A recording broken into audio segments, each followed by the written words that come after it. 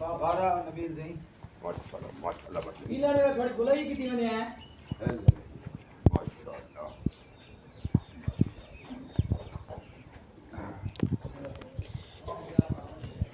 क्या पसंद कर ले ऐसे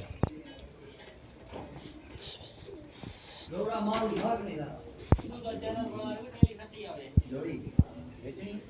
आईफोन कितने का 30000 रुपया से भाई आवे पूरा इधर तो एक मास्टर मोबाइल है हां सही पड़ेगी हां सही पड़ेगी हां थैंक यू इठो इठो यू आई लव यू ठीक है माशाल्लाह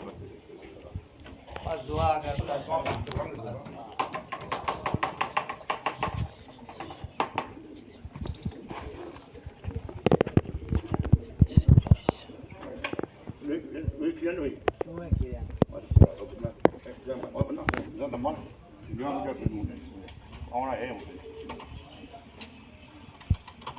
Qualche